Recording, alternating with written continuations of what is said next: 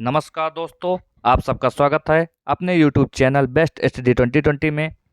आज हम UP triple S C पेट से रिलेटेड चौथी वीडियो लेके आए हैं, जिसमें आप सब पढ़ेंगे करंट अफेयर्स के मोस्ट इम्पॉर्टेंट क्वेश्चन के, जो परीक्षा की दृष्टि से बहुत ही महत्वपूर्ण है।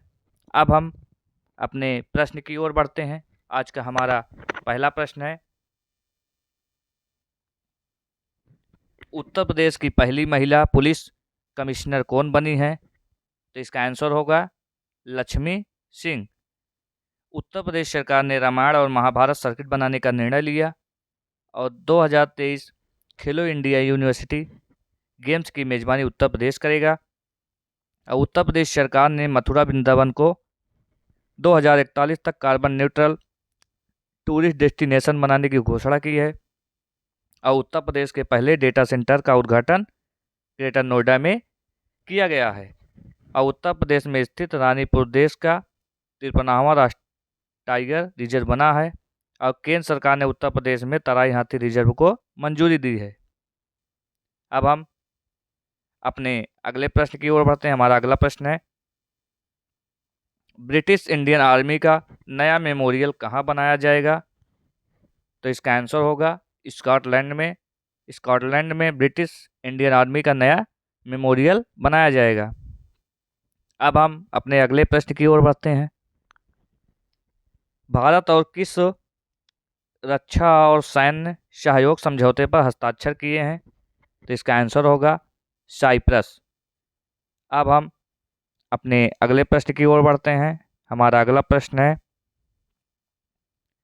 प्रधानमंत्री मोदी ने डॉक्टर श्यामा प्रसाद मुखर्जी राष्ट्रीय जल और स्वच्छता संस्थान का उद्घाटन किस राज्य में किया?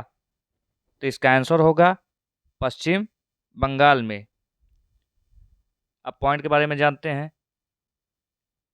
पश्चिम बंगाल सरकार ने निजी भूमि पर लघु खनिज खनन की अनुमति दी और डॉक्टर सी.बी. आनंद बोस को पश्चिम बंगाल का राज्यपाल नियुक्त किया गया। पश्चिम बंगाल की लक्ष्मी भंडार योजना को स्कॉच पुरस्कार मिला है। और बांग्लादेश फिल्म महोत्सव के चौथे संस्करण का उद्घाटन कोलकाता में हुआ। अब भारत की पहली अंडर वाटर मेट्रो का उद्घाटन कोलकाता में किया जाएगा और अंतर्राष्ट्रीय समुद्री भोजन शो की मेजबानी कोलकाता करेगा। अब हम अपने अगले प्रश्न की ओर बढ़ते हैं। हमारा अगला प्रश्न है, किस देश की सरकार ने ई स्पोर्ट्स को मल्टी स्पोर्ट्स इवेंट के हिस्से के रूप में मान्यता दी? तो इसका आंसर होगा भारत सरकार ने। अब हम अगले प्रश्न की ओर बढ़ते हैं। पशुओं के लिए भारत के पहले आईवीएफ मोबाइल यूनिट की शुरुआत किस राज्य में की गई? तो इसका आंसर होगा गुजरात राज्य में। अब हम कुछ पॉइंट के बारे में जान लेते हैं। गुजरात विधानसभा ने अनधिकृत विकास अनियमितकरण विधेयक पारित किया है और अडानी न्यू इंडस्ट्रीज ने मुद्रा गुजरात में भारत का सबसे बड़ा पवन टरबाइन स्थापित किया। और गुजरात में विश्व का सबसे बड़ा पांडुलिपि ग्रंथालय बनाया जा रहा है। और जल जीवन मिशन के तहत 100% घरेलू नल कनेक्शन वाला राज्य गुजरात बना है। और प्रधानमंत्री मोदी ने गांधीनगर में mission school of excellence launch किया और 12वां डिफेंस एक्सपो गांधीनगर में शुरू हुआ। अब हम अपने अगले प्रश्न की ओर बढ़ते हैं। रेलवे ने कब तक शुद्ध शून्य कार्बन उत्सर्जित हासिल करने की योजना शुरू की है? तो 2030 तक। अब हम अगले प्रश्न की ओर बढ़ते हैं। भारत पे ने सीईओ के रूप में किसे नियुक्त किया है? तो इसका आंसर होगा नलिन नेगी को। और पंकज मोहन ने भारतीय वायुसेना की पश्चिमी कमान संभाली और उत्तर प्रदेश की पहली महिला पुलिस कमिश्नर लक्ष्मी सिंह बनी हैं। और मोयल के अध्यक्ष शाह प्रबंधन निदेशक का पदभार अजीत सक्सेना ने ग्रहण किया। और एयर इंडिया के कम लागत वाले एयरलाइंस व्यवसाय का प्रमुख आलोक सिंह को नामित किया गया। अब हम अपने अगले प्रश्न की ओर बढ़ते हैं। अहमदाबाद दिल्ली संपर्क क्रांति एक्सप्रेस का नाम बदलकर क्या किया गया है? तो इसका आंसर होगा अक्षरधाम एक्सप्रेस। अब हम अगले प्रश्न की ओर बढ़ते हैं। सियाचिन में तैनात होने वाली पहली महिला अधिकारी कौन बनी है? तो इसका आंसर होगा शिवा चौहान। अब हम अगले प्रश्न की ओर बढ़ते हैं। राष्ट्रपति मुर्मू ने कहां पर संविधान उद्यान का उद्घाटन किया है? तो इसका आंसर होगा जयपुर में। कहां पे दोस्तों? जयपुर में। अब हम अगले प्रश्न की ओर बढ़ते हैं। राज्य सरकार ने यूएई आधारित कंपनियों के साथ 18,590 करोड़ रुपए के समझौते पर हस्ताक्षर किए। तो इसका आंसर होगा उत्तर प्रदेश राज्य सरकार ने। अब हम अगले प्रश्न की ओर बढ़ते हैं। किस राज्य में वॉल ऑफ पीस म्यूरल बनी है? तो इसका आंसर होगा केरल राज्य में। अब केरल से संबंधित कुछ पॉइंट के बारे में जानते हैं। केरल में भारतीय पुस्तकालय कांग्रेस का उद्घाटन किया गया। अब केरल सरकार ने मल्लिका साराभाई को केरल कला मंडल का कुलपति नियुक्त किया। अब केरल ने वर्ल्ड ट्रैवल मार्ट में रिस्पॉन्सिबल टूरिज्म ग्लोबल अवार्ड जीता है। अब केरल सरकार स्टार्टअप को तकनीकी लाइसेंस लागत की प्रतिपूर्ति करेगी। अब पूरे राज्य में सोने का एक समान कीमत करने वाला राज्य केरल बना। अब केरल ने सर्वश्रेष्ठ सार्वजनिक परिवहन सेवाओं के लिए केंद्र सरकार का पुरस्कार जीता है। अब हम अपने अगले प्रश्न की ओर बढ़ते हैं। हमारा अगला प्रश्न है, किस देश ने संयुक्त राष्ट्र मिशन के लिए महिला शांति सैनिकों की पलटन भेजी है? तो इसका आंसर होगा भारत देश ने। अब हम अगले प्रश्न की ओर बढ़ते हैं। कहाँ विश्व का पहला ताड़ के पत्तों का पांडुलिपि संग्रहालय खोला गया है? तो इसका आंसर होगा केरल राज्य। अब हम आगे प्रश्न की ओर बढ़ते हैं। G20 की पहली बैठक कहाँ आयोजित हुई? तो इसका आंसर होगा पांडुचेरी में। पांडुचेरी में G20 की पहली बैठक आयोजित हुई है। अब हम अगले प्रश्न की ओर बढ़ते हैं। किस रेलवे स्टेशन को फसाई से ईट राइट स्टेशन का प्रमाण पत्र मिला है? तो इसका आंसर होगा वाराणसी कैंट से। अब हम अगले प्रश्न की ओर बढ़ते हैं। किसे अवार्ड फॉर ग्लोबल लीडरशिप से सम्मानित किया जाएगा? तो इसका आंसर होगा DY चंद्रचूड़ को। अब हम कुछ पॉइंट के बारे में जानते हैं। 2022 के लिए एकलव्य पुरस्कार पंकज अडवाणी को प्रदान किया और rising star of the year पुरस्कार के लिए अमित पंघाल को नामित किया गया और अवनी लेखरा को para sport person of year का पुरस्कार मिला और गांधी मंडेला पुरस्कार से दलाई लामा को सम्मानित किया गया।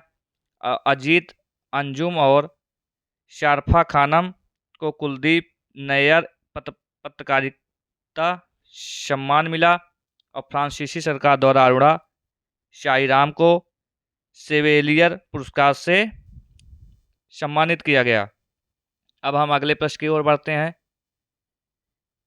किस राज्य सरकार ने ग्लोबल सिटी अभियान शुरू किया है? तो इसका आंसर होगा उत्तर प्रदेश राज्य सरकार ने। अब हम अगले प्रश्न की ओर बढ़ते हैं। प्रधानमंत्री मोदी ने कहाँ 26वें राष्ट्रीय युवा महोत्सव का उद्घाटन किया है? तो इसका आंसर होगा हुबली में। कहाँ पे किया है दोस्तों? हुबली में। अब केंद्र ने कर्नाटक में कलसा बंडूरी परियोजना को मंजूरी दी और अमित शाह ने कर्नाटक के मांड्या में मेगा डेयरी का उद्घाटन किया। और कर्नाटक सरकार ने खानाबदोह समुदायों के लिए विकास बोर्ड की स्थापना की। और कर्नाटक सरकार ने नौकरियों के लिए नया एआई आधारित कौशल पोर्टल तैयार किया है। अब हम अगले प्रश्न की ओर बढ़ते हैं अपने।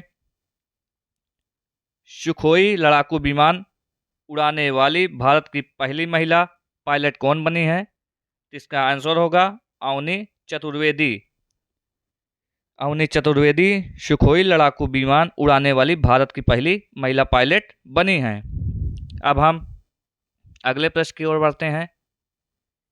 प्रिंस हैरी ने किस शीर्षक से अपना संस्मरण जारी किया है? तो इसका आंसर होगा स्पेयर। अब हम अगले प्रश्न की ओर बढ़ते हैं।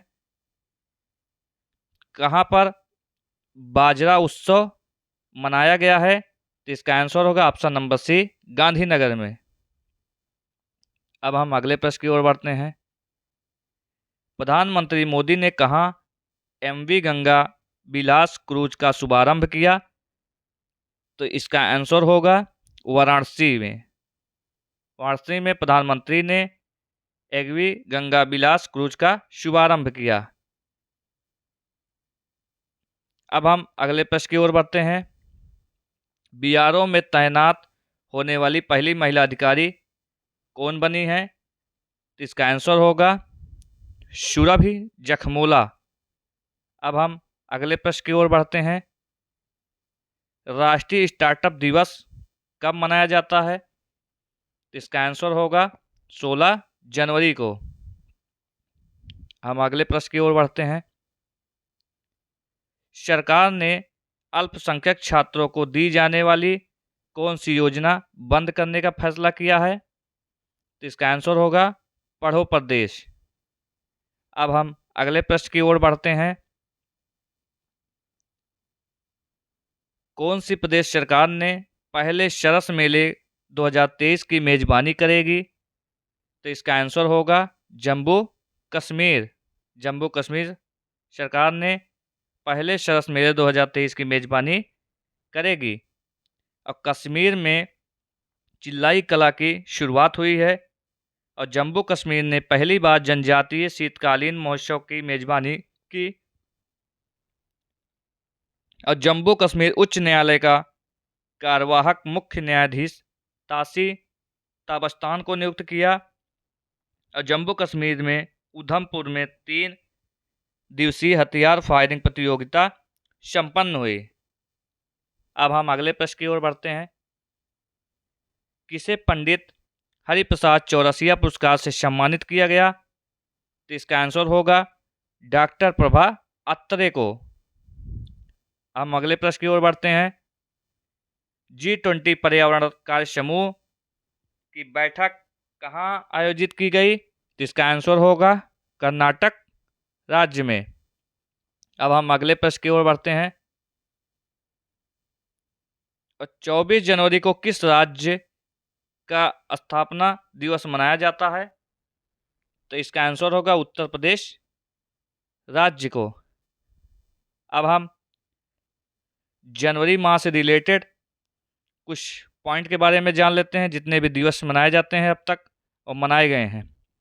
1 जनवरी को वैश्विक परिवार दिवस, 4 जनवरी को विश्व ब्रेल दिवस, और 6 जनवरी को विश्व युद्ध अनाथ दिवस, और 10 जनवरी को विश्व हिंदी दिवस, और 11 जनवरी को राष्ट्रीय मानव तस्करी जागरूकता दिवस, और 12 जनवरी को राष्ट्रीय युवा दिवस, और 14 जनवरी को सशस्त्र बल पूर्व सैनिक दिवस, और 15 जनवरी को भारतीय सेना दिवस, और 16 जनवरी राष्ट्रीय स्टार्टअप दिवस, और 19 जनवरी को एनडीआरएफ ने अपना स्थापना दिवस मनाया, और 23 जनवरी को पराक्रम दिवस, 24 जनवरी को राष्ट्रीय बालिका दिवस, अंतर्राष्ट्रीय शिक्षा दिवस और उत्तर प्रदेश दिवस, और 25 जनवरी को राष्ट्रीय मतदाता दिवस, हिमाचल प्रदेश स्थापना दिवस, और 26 जनवरी को अंतर्राष्ट्रीय सीमा शुल्क दिवस, और 27 जनवरी को अंतर्राष्ट्रीय प्रलय स्मरण दिवस, और 28 जनवरी को डेटा गोपनीयता दिवस, लाला लाजपत राय जयंती। अब हम अपने अगले प्रश्न की ओर बढ़ते हैं। बालकृष्ण दोषी का निधन हुआ है, वो कौन थे? तो इसका आंसर होगा आर्किटेक्ट थे। अब हम अगले प्रश्न की ओर बढ़ते हैं।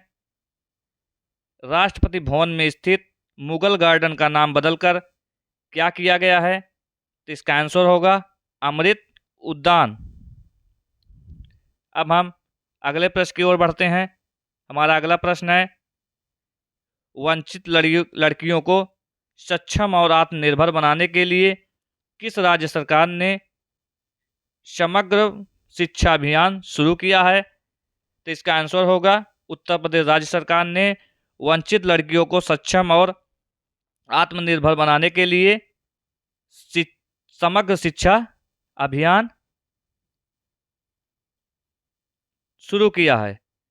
अब हम अगले प्रश्न की ओर बढ़ते हैं और आज का हमारा यहीं पे प्रश्न समाप्त होता है।